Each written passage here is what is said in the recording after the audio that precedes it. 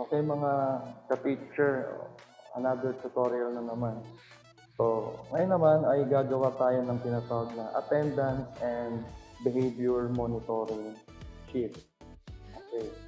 So, gaya ng dati, kailangan natin ng stable internet, ng laptop, and ng browser. Then of course, free account sa DeepSeek. Okay. So, wala tayong i-attach ng file ngayon. Purely prompting lang. So yung prompt na gagamitin ko dito ay ilalagay ko na lang sa description ng video na to sa YouTube. So start now.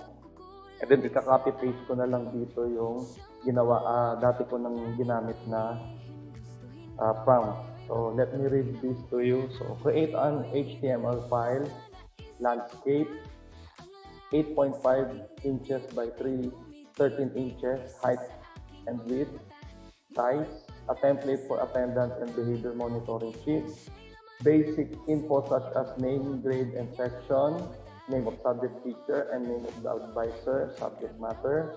Term 1, 2, 3, attendance monitor is a series of cells, empty, WTHF, repeating up to 70 days. This will be blackened or marked X if the respondent is absent or late. For behavior, list all the possible negative classroom behavior, 100 points. Every time they will commit that behavior, 1 point deducted by blackening a cell. Convert this to an HTML file. This should be filled by teacher using ballpen. Okay, medyo redundant na yung iba kong prompting. Anyway, hindi naman problema yan. Sige, let's proceed. Okay, antayin lang natin mag-generate ng request natin for ating prompt.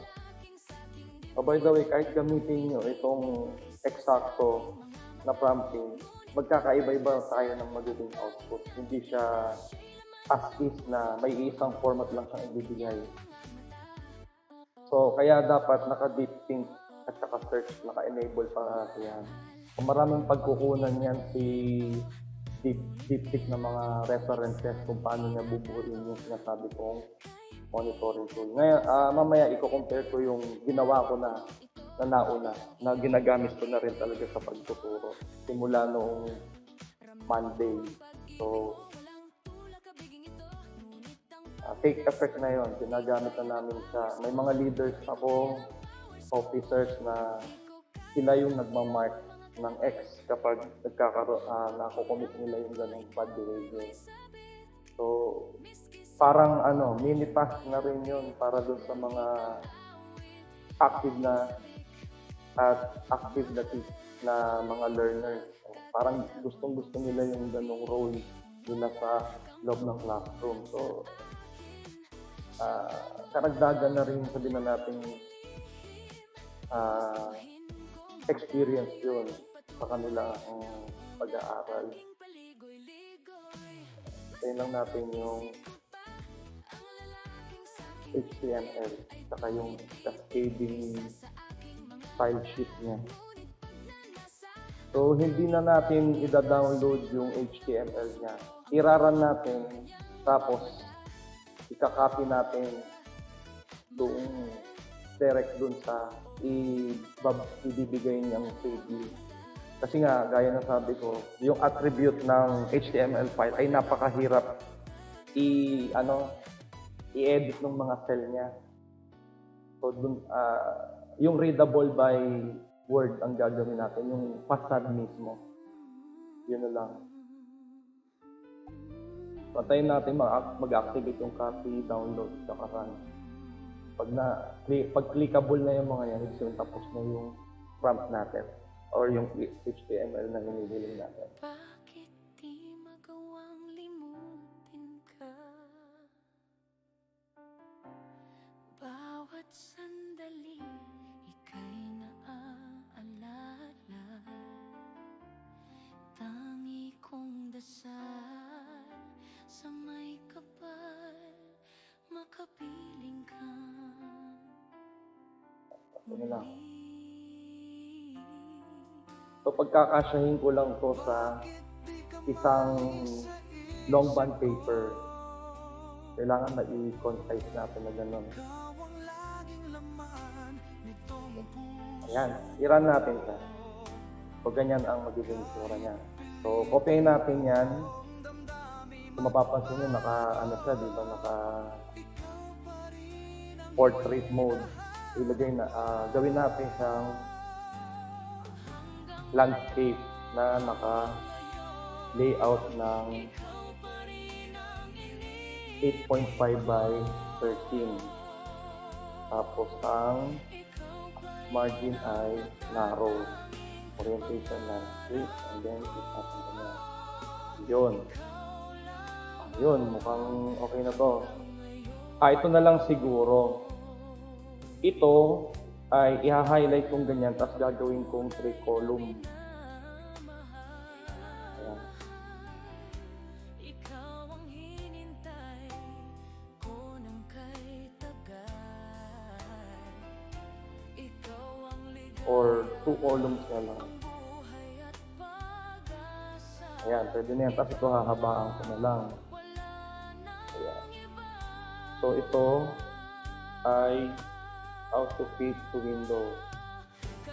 So yan. So 70 days ito lahat. Imamark na X every time na mag-a-absent yung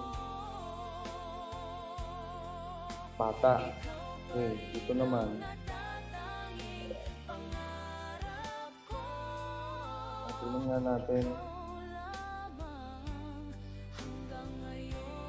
So kada infraction ay bablakin. Hindi ganito dapat ang nire-request ko, but then pakita ko sa inyo yung nagawa ko na. Ganon din yung prompt, but then nagbibigay kasi ng iba-ibang output si DeepSeek. Ito. Attendance behavior monitoring tool. Ayan. Ito yung mas palagay ko mas magandang version. Ayan. So, week 1, Monday, Tuesday, Wednesday, Thursday, Friday. Halimbawa, today is Wednesday. Ang isusulat dito ng leader ay 6/10/2026. Pag nilagay niya yung date, ibig sabihin present yung estudyante yun. Pag mali, pag absent naman, i-exit lang niya. So, ang pinakamadali namin ginagawa ay i-exitan lang muna yan ng mga leaders bago kami mag-start ng session. Ngayon, hawak ng mga leaders yung monitoring tool nito for each student. Ngayon, pag nag-infract sila or nagkaroon sila ng mga bad behavior, so ito, mga negative behavior yan, kagaya talking without permission, interrupting, nagsasalita ng walang pahintulot, disrupting class activities, shouting, noises, sumisigaw habang nagkaklase, off-task behavior, daydreaming, distracting peers, hindi nakafocus sa aralin, not completing homework assignments, hindi gumagawa ng assignments. Okay, dito, disrespectful remarks to teacher or classmates, hindi magandang salita o bilang sa klase o guro. Out of seat, without permission, wandering, wala sa itinakdang upuan, using cellphone, electronic device without consent, nagsa-cellphone na naglalaro ng walang paalam. Not following these directions, refusing instructions, hindi sumusunod sa utos o direksyon. And then nandiyan din tardy, late, o late to class, separate from attendance mark kung mapasok ng late sa klase. Inappropriate language, offensive comments, pagmumura o anumang masasamang salita. Other negative behavior specified, and wala dito, at least sinumbong at na-confirm ko na bad behavior yun. So dito magpo-fall under yan. Additional behavior, nagpapaalam na magpupunta sa CR, ngunit naglilibot lamang o kaya pumunta ng canteen. Nakikialam o nangunguha ng gamit na hindi kanya o walang paalam. Kasi ito mga very common infractions yan ng mga bata. So inilagay ko na lang sa additional behavior. So ito, kung kukumpitin nyo lahat yan, 100 points yan. So each time na magkakaroon ng infraction, -1 ng -1 sa behavior. But then, before maglagay ng mark dyan, warning muna siguro, verbal warning, gano'n ang instruction ko sa mga leaders. So yun lang, sana makatulong sa inyo itong tutorial na ito. Salamat! Hindi na bumabata, bilang na ang oras at araw ay